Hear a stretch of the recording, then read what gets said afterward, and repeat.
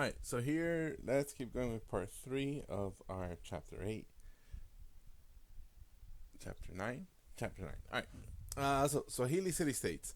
So in the east coast of Africa, we have a whole bunch of city states um, that are nicknamed the Swahili city states, or the East Coast Swahili city states. So there's not going to be empires or kingdoms like Ghana and Mali. Instead, we're going to have small city states that control the surrounding territory. So they're going to be politically independent, like the Greek city states or the Mayan city states. And some of these include places like Mogadishu, which will be up here in Somalia, Mombasa, Zanzibar, Kilwa being probably the most famous one, most important one. And they're going to be on the East Coast, so that means they're going to be trading on the Indian Ocean. They're going to have a lot of merchants who are Arabs coming in, Muslims coming in. These Muslims are going to settle down and mix with the local population. Islam's going to grow in popularity slowly. At first, the elites are going to be the ones who are adopting it because they want to have that better trade connection, better trade relationship, political relationship with the Islamic Empire. And eventually, the commoners are going to adopt it as well. We're also going to see the creation of a language called Swahili, which is a mixed language. So here we see Kilwa. It was on an island. It had a port, and of course, they're going to be trading along the Indian Ocean. So we see Islam make its way throughout sub-Saharan Africa, right, through these trade networks, not through conquest, but through trade.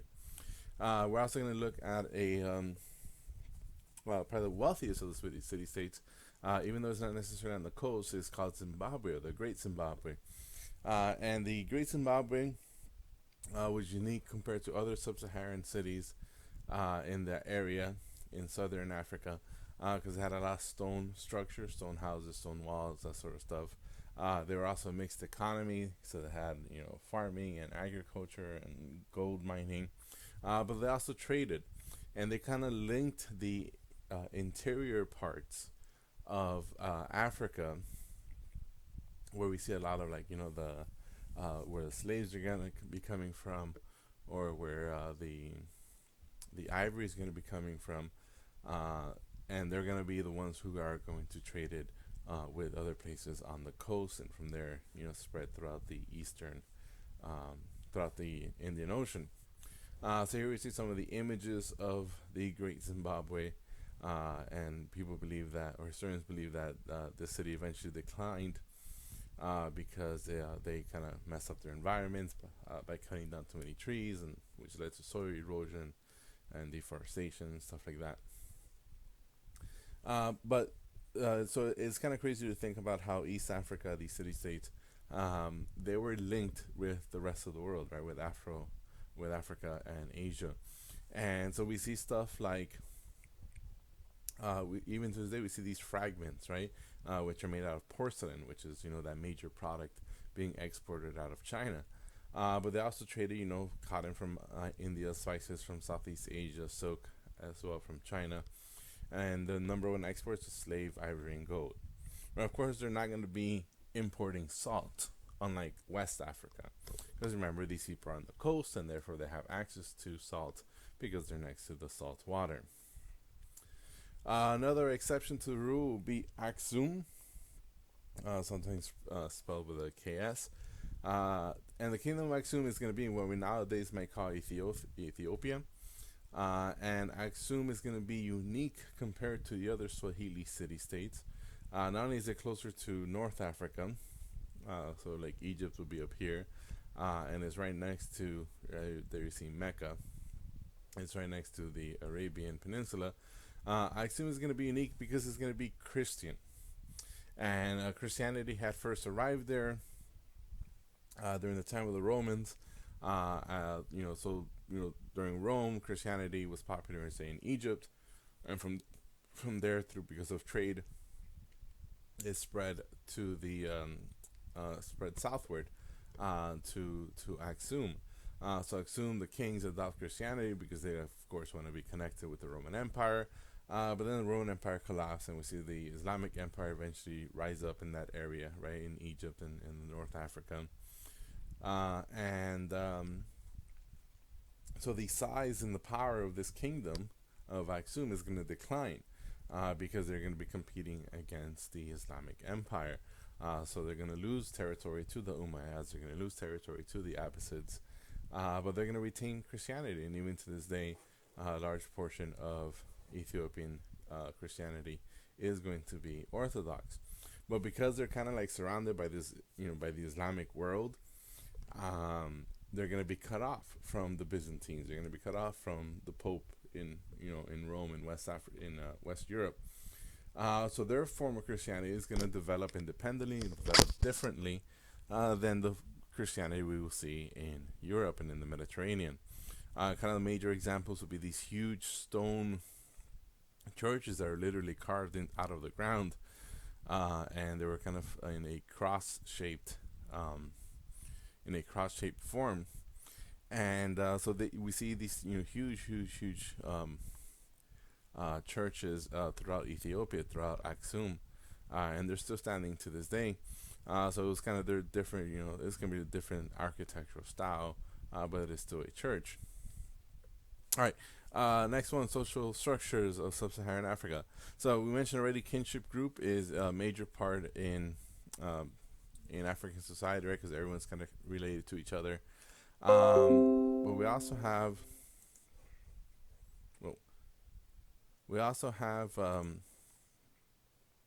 age groups that is also part of your status. So as you grow up, you kind of get different jobs.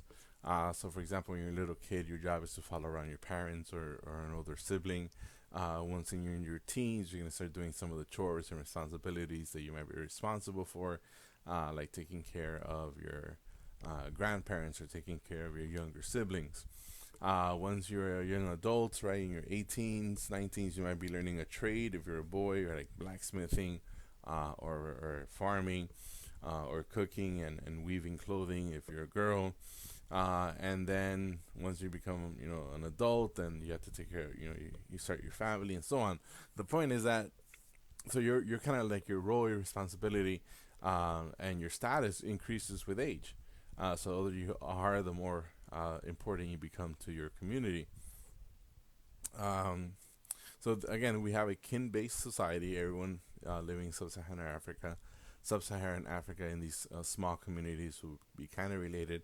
Of course, when we're looking at places like Timbuktu and the Swahili city-states, that's not going to be the case anymore because they're going to have massive populations. Again, they all have a family lineage. They share family lineage. And these lineage groups eventually have clans. So different clans have kind of a distant connection with each other, and they show loyalty to the clan or to the lineage group.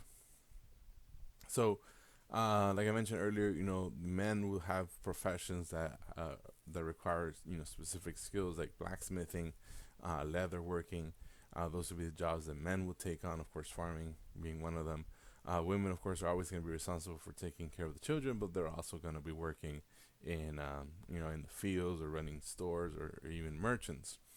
So again, age is a part of your responsibility. As you get older, you get more and more responsibility. So there's also let's move forward in looking at women in sub-Saharan Africa. So sub-Saharan Africa is a patriarchal society, and not a surprise to anyone. And that means that the status of a woman is going to be, of course, inferior to that of a man, subordinate to that of a man. But it doesn't mean that they're going to be low class or they're going to be mistreated necessarily. Especially within the household, right? Within the family unit, the status of the mother, of the wife, is going to be equal to that of the husband when it comes to like raising the kids. So the domestic status of women is going to be much better or much more equal than the public status. So of course women are not going to be part of the government, even though maybe like the nobility or the upper class women might have some influence with their husbands or their sons who might be in a position of power. Another unique thing about these people are going to be that they have the matrilineal inheritance. So when you inherit your parents' wealth, it goes through the family, the mother side of the family. So of course, Islam is going to slowly make its way throughout parts of sub-Saharan Africa, right? West Africa, East Africa. Um, so even though Islam becomes a major religion here, we're going to say that some of the more common practices of Islam are not going to be adopted by the sub-Saharan Africans. And the two main examples are veiling and the chaperone thing. So remember, Muslims require women to be veiled to different extremes, according to their tradition, according to their Islamic laws, right, the Sharia laws. But in sub-Saharan Africa, women weren't really expected to veil or required to veil, and they didn't. And we're going to see talk about Ibn Battuta. He's going to be very critical about how women don't have these restrictions that were much more common in the Middle East or North Africa.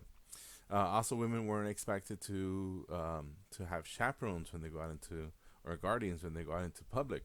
So remember, in the Middle East and in North Africa, if a woman wants to go out on the streets, walk in the marketplace, she needs to have be accompanied by her husband or her father or her son or some type of male guardian. This won't be a case in sub-Saharan Africa, which gives women a lot more kind of like freedom and flexibility in society that we wouldn't see in other Muslim societies. So again, public role, government role, that's going to be limited, but women will have almost equal status within the family, and they're going to be participating within the economy. All right, slavery. So there's a lot of kind of like misconceptions and misunderstandings when it comes to African slavery. And first of all, we should know that the slave trade, that's the selling of people into slavery, has been around since forever. And slavery has been around since, the Neolithic era. So slavery in sub-Saharan Africa was not a new thing. It's been around since forever. And it was used in slavery was a condition that came about through different ways: war, crime, and debt. So prisoners of war, criminals, and debtors will be sold into slavery. And these slaves, they were not necessarily mistreated. They weren't abused as we would see in the slavery that took place here in the Americas. But by no means did these slaves have any rights either. In sub-Saharan Africa, the idea of private property didn't really exist. So slaves were not property of an individual owner, but they were property of a family or of the tribe itself.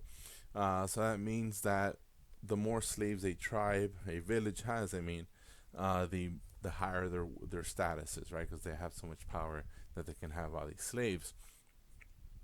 And eventually, we also see that within Africa, the traditional form of slavery within Africa, sometimes slaves were granted their freedom after a certain number of years, or they're able to pay off their debts, or pay off, purchase their freedom. But then we see the arrival of Islam, right? And these Muslims, of course, are going to be looking for slaves because they're not going to be enslaving themselves. They're not going to be enslaving other Muslims or other people of the book. So they're going to be looking for non-Muslim Africans. All right, and those are Africans coming from the interior, not the coast, but the interior parts of the African continent.